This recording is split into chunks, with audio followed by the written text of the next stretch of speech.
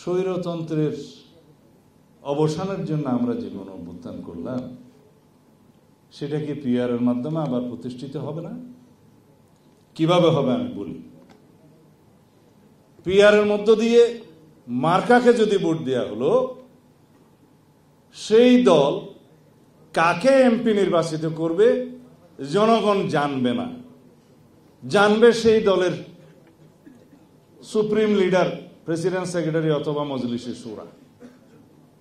তারা কাকে এমপি নির্বাচিত করবেন জনগণ জানবে না।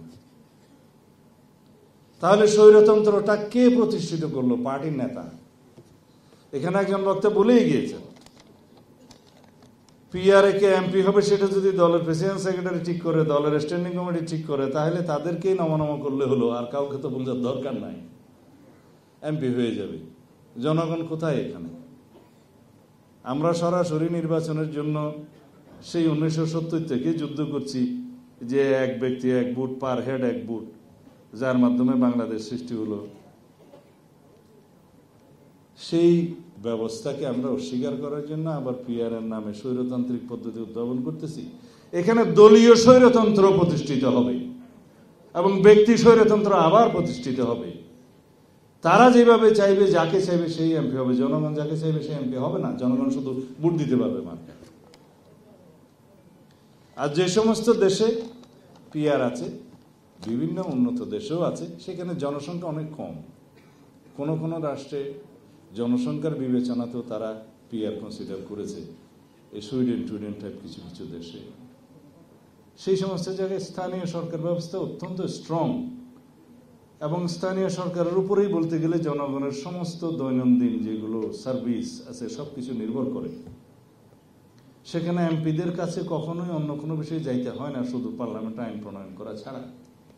আমাদের দেশের স্থানীয় সরকার ব্যবস্থা সম্পর্কে আপনারা সবাই অবহিত, যে চেয়ারম্যান, উপজেলা চেয়ারম্যান, ইউনিয়ন চেয়ারম্যান, পৌরসভা চেয়ারম্যান বা মেয়র, এখানে স্থানীয় সরকার ব্যবস্থা আমরা এখনো এত স্ট্রং করে গড়ে তুলতে পারিনি। কবে পারবো তাও জানি না।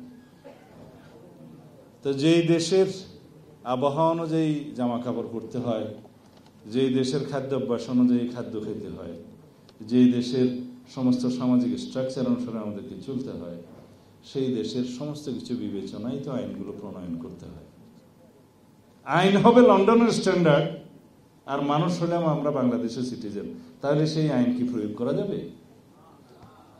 সিঙ্গাপুরে কেউ বাস স্ট্যান্ডে দাঁড়িয়ে সিগারেট স্মোক করে না, করলেও নির্ধারিত জায়গায় গিয়ে তার অবশিষ্টাংশটা ফেলে, কারণ তার সেই সিভিক সেন্সটা হয়েছে, কারণ সে জানে $50 ফাইন হবে। আমাদের এখানে 1 লক্ষ টাকা ফাইন হলো, সেই আইনটা তো কেউ মানবে না, কারণ সেই সিভিক সেন্সটা তো আসি নাই আমরা।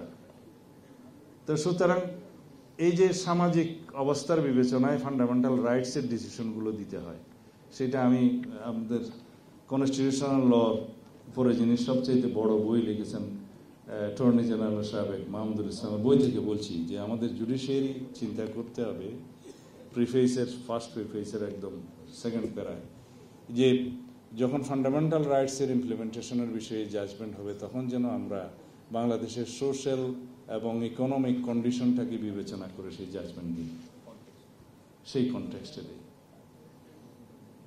আর স্টেট প্রিন্সিপালের ক্ষেত্রে যেগুলো বলা আছে আর্টিকেল 8 থেকে, সেখানে বলাই আছে এটা আদালতের মাধ্যমে এনফোর্সেবল নয়, কিন্তু রাষ্ট্রের সংবিধান এবং আইনের ব্যাখ্যার ক্ষেত্রে সেটা প্রিন্সিপাল অব দি মানে স্টেট পলিসিগুলো বিবেচনায় নেবে। তো এগুলো সব আমাদের দেশের বিবেচনায় বলা হয়েছে, আমাদের জনগোষ্ঠীর কালচারের উপর বিবেচনা বলা হয়েছে। তা এখন যদি আমরা এগুলো বিবেচনায় না নেই, পরে যারা বাংলাদেশের সাস্টেইনেবিলিটি চায় না, সবসময় অস্থিরতা চায় পিআরের মাধ্যমে, তাদের বক্তব্যই কিন্তু এস্টাবলিশ হবে। আমাদেরকে সবকিছু বিবেচনা নিতে হবে। আমাদেরকে জানতে হবে কে আমাদের এমপি হবে। আমাদের জনগণ জানতে চায় আমরা কাকে ভোট দিলাম। আমাদের জনগণের কাছে জনপ্রতিনিধির যে জবাবদিহিতা, সেটা বজায় থাকতে হবে। সুতরাং আমার এক ভাই বলে গেল, ব্যারিস্টার রাগিব মনে হয়, যে ভোট দিলাম সন্দ্বীপে, এমপি পেলাম মালদ্বীপে।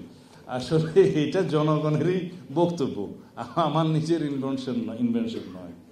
তো এখন জনগণ যদি না জানে ভোট দেওয়ার পরে তাদেরকে এমপি হবে, তাহলে তো সেখানে প্রত্যক্ষ ডেমোক্রেসি এস্টাবলিশড হবে না, জনগণের রাইটটা এস্টাবলিশড হবে না।